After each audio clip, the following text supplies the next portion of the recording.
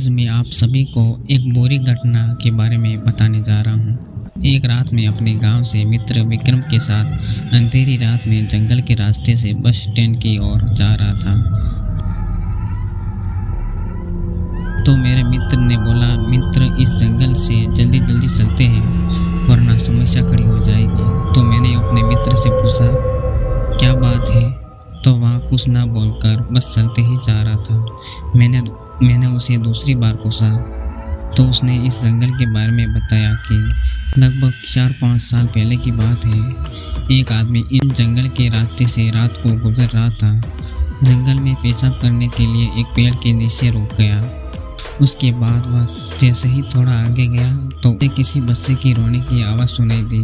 उसने सोचा कि कोई औरत अपने बच्चे को लेकर के रास्ते से जा रही होगी। लेकिन तभी उसे याद आया कि यह जंगल तो राजवीर काका का है, तो 5 साल पहले यहाँ पर फांसी लगाकर मर गए थे। वो आदमी बहुत डर गया था और उसके दिमाग में गाँव वालों की बातें याद आ रही थी कि रात के समय उस जंगल के रास्ते पर कोई बुलाए या फिर कुछ भी पूछे तो उसकी तरफ मत देखना और कुछ मत बोलना।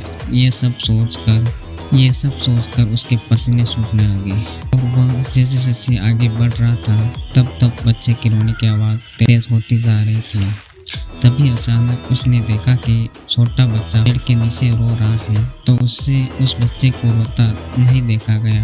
उससे उस बच्चे को रोता देखा नहीं गया, इसीलिए उसने पीछे मुड़कर देख लिया और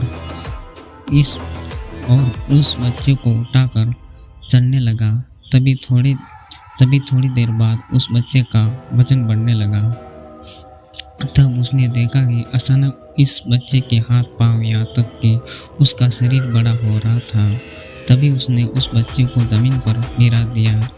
जैसे ही वह बच्चा गोद से ज़मीन पर गिरा तो बच्चा बड़े आदमी की तरह जोर से हंसकर बोल रहा था, किंतु आज तो बच गया, मगर मेरे पैर ज़मीन को छू जाते तो तेरी मौत मेरे हाथ निश्चित थी।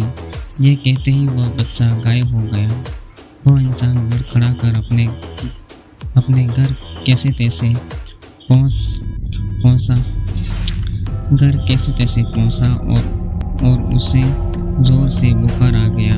3-4 दिन बीतने के बाद उसने ये बात सारे गाँव वालों को बताई। ये कहानी विक्रम के मुंह से सुनकर जंगल के रास्ते से जल्दी बस स्टैंड पर पहुंच गया। उसके बाद उस जंगल के रास्ते से आना जाना बंद कर दिया क्योंकि मुझे विक्रम की बात सुनकर बहुत डर लगने लगा था। अगर कहानी पसंद आ रही हो तो चैनल को सब्सक्राइब जरूर करिएगा।